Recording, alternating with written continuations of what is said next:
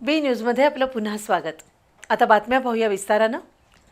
कोल्हापूरच्या क्रीडा क्षेत्रासाठी आनंदाची बातमी आहे।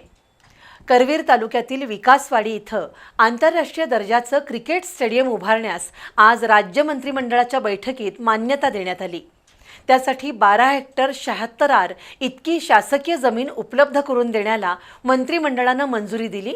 त्यामुळे कोल्हापूरच्या क्रीडा विकासाला आणि पर्यटन क्षेत्रालाही चालना मिळणार आहे।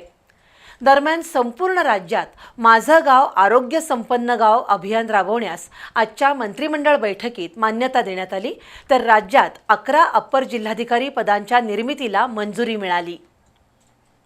राज्याचे उपमुख्यमंत्री अजित पवार यांचं 28 जानेवारी रोजी बारामती इथं झालेल्या विमान दुर्घटनेमध्ये निधन झालं। त्यामुळे गेल्या मंगळवारी राज्य मंत्रिमंडळाची साप्ताहिक बैठक होऊ शकली नाही। आज मुख्यमंत्री देवेंद्र फडणवीस आणि उपमुख्यमंत्री एकनाथ शिंदे, श्रीमती सुनेत्रा पवार यांच्या उपस्थितीमध्ये मंत्रिमंडळाची साप्ताहिक बैठक झाली। त्यामध्ये कोल्हापूरसह पश्चिम महाराष्ट्राच्या क्रीडा क्षेत्राला चालना देण्याच्या दृष्टीनं महत्त्वपूर्ण निर्णय घेण्यात आला। करवीर तालुक्यातील विकासवाडी इथं आंतरराष्ट्रीय दर्जाचं क्रिकेट स्टेडियम उभारण्यास मंत्रिमंडळाच्या आजच्या बैठकीत मान्यता देण्यात आली। त्यासाठी 12 हेक्टर 76 आर शासकीय जमीन उपलब्ध करून देण्यास मंत्रिमंडळानं मंजुरी दिली। तसंच बारामती तालुक्यातील कटपळ इथंही क्रीडा संकुलाच्या विकासासाठी 75 कोटी 13 लाख रुपयांच्या अंदाजपत्रकाला मान्यता देण्यात आली आहे। शिवाय पुणे जिल्ह्यातील इंदापूर तालुक्यातील रत्नापूर इथं नवीन MIDCसाठी 1000 एकर जमीन हस्तांतरित करण्याचा निर्णय राज्य मंत्रिमंडळानं घेतलाय।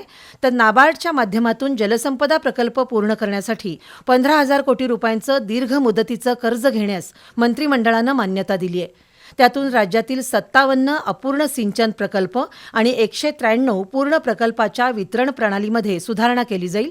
त्यामुळे राज्यातील 8 लाख हेक्टर कृषी क्षेत्राला सिंचन सुविधा उपलब्ध होणार आहे। महत्त्वाचं म्हणजे संपूर्ण राज्यात माझं गाव आरोग्य संपन्न गाव अभियान राबवण्यात येईल। त्यातून राज्यस्तरीय पुरस्कारासाठी 5 लाख ते 2 कोटी रुपयांचं बक्षीस देण्यात येईल। तसंच राज्यस्तरीय विज्ञान प्रदर्शनातील बक्षिसांच्या रकमेत वाढ करण्यात आली आहे।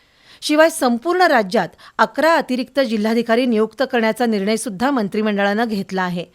दरम्यान आज श्रीमती सुनेत्रा पवार यांनी अतिशय भावपूर्ण वातावरणात उपमुख्यमंत्री पदाची सूत्र स्वीकारून कामकाजाला प्रारंभ केला।